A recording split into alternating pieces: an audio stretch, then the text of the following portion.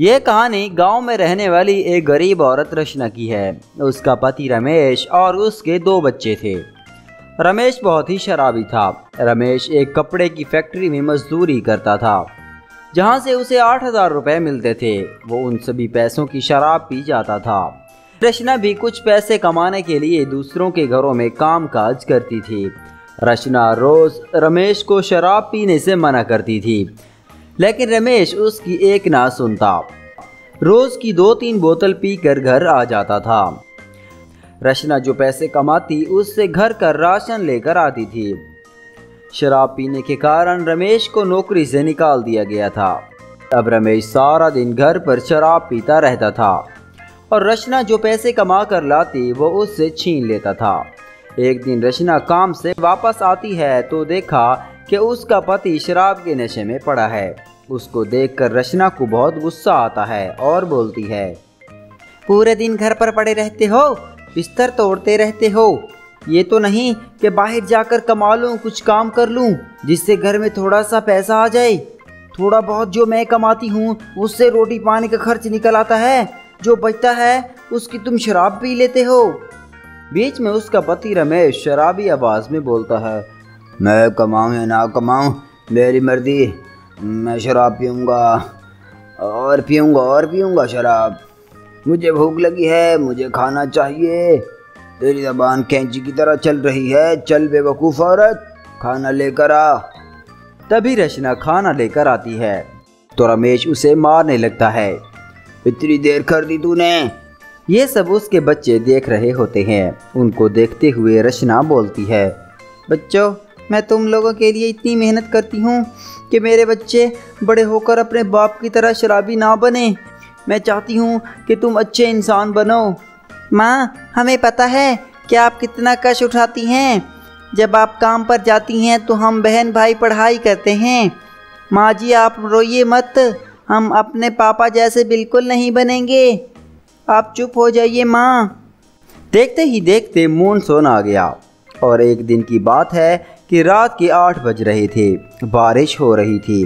अचानक बारिश बहुत तेज़ हो जाती है। रचना के बच्चे खाना खाकर बेड पर सो जाते हैं और रचना खुद ज़मीन पर सो जाती है। रात के तकरीबन 1 बज रहे थे। रचना को महसूस हुआ कि उसके शरीर पर किसी ने पानी डाल दिया हो, तो उसकी आंख खुल जाती है। उसने देखा कि कमरे में नीचे पानी ही पानी है और पूरा कमरा पानी से भर गया है। वो जल्दी से उठती है और अपने दोनों बच्चों को उठाने लगती है। उठो मेरे बेटा, उठो, बाढ़ आ गई है, उठो। रचना ने बच्चों को सीढ़ियों पर बिठाया और फिर अपने पति रमेश को उठाया। अजी उठिए, बाढ़ आ गई है घर में।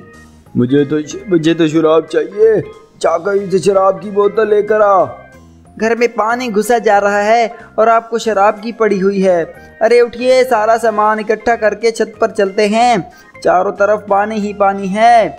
मुझे शराब चाहिए, शराब की बोतल ला कर दो।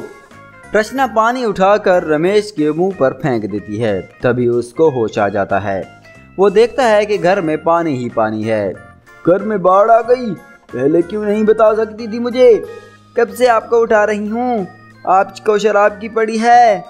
जल्दी से उठो, दोनों बच्चों को छत पर ले जाओ, नहीं तो बहुत दिक्कत हो जाएगी। इसके बाद दोनों मियाँ बीवी बच्चों के साथ छत पर चले जाते हैं और रचना हाथ जोड़कर भगवान से प्रार्थना करने लगती है।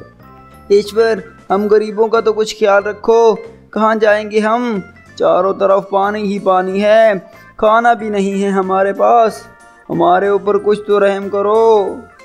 इस तरह छत पर बैठे बैठे सुबह हो जाती है। बारिश रुकने का नाम ही नहीं लेती।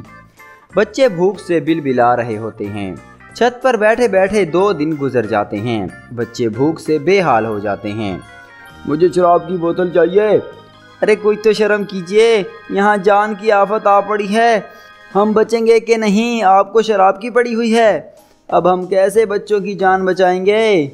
और बैठे बैठे 3 दिन गुजर जाते हैं। बारिश बंद हो जाती है और पानी का लेवल कुछ कम होने लगता है। जब पानी 1 फुट रह गया तो सभी नीचे आ जाते हैं और रमेश शराब के चक्कर में बाहर चला जाता है। वही रचना अपने बच्चों के साथ घर का पानी बाहर निकालने लगती है। जब सारा पानी बाहर निकाल लेती है तो बच्चे कहते हैं, माँ भूख लगी है, भूख, खाना चाहिए। हाँ माँ, बहुत ज़ोर की भूख लगी है, खाना दो ना।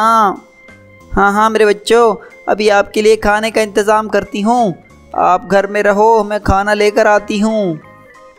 इसके बाद रचना घर से बाहर सामान लेने के लिए चली जाती है तो देखती है कि रास्ते पर भी चारों तरफ पानी ही पानी है। और वो करियाने की दुकान पर पहुंचती है और कहती है, भैया जी राशन का सामान चाहिए। हाँ हाँ क्यों नहीं, राशन बेचने के लिए ही तो यहाँ बैठे हैं, क्या चाहिए आपको? भैया जी 2 दिन खाने का राशन दे दो, बाढ़ में हमारा सब कुछ ख़त्म हो गया, हमारे पास बिल्कुल कुछ नहीं है, मैं आपको कुछ दिनों में पैसे दे दूंगी। पैसे नहीं हैं, चल भाग यहाँ से, पता नहीं कहाँ से आ जाते हैं। एक तो बारिश के कारण सामान इतना महंगा हो गया है और ऊपर से इसको उधार चाहिए, चल जा यहाँ से। प्लीज़ दे दीजिए, मेरे बच्चे बहुत भूखे हैं। चल जा यहाँ से, तुझे कह रहा हूँ ना, भाग जा यहाँ से। रचना रोते हुए वहाँ से चली जाती है और उसे रास्ते में ही मालकन का ख्याल आता है और वो अपनी मालकन के घर पहुँच जाती है। रचना, इस हालत में यहाँ क्या करने आई हो, और वो भी इतनी बारिश में?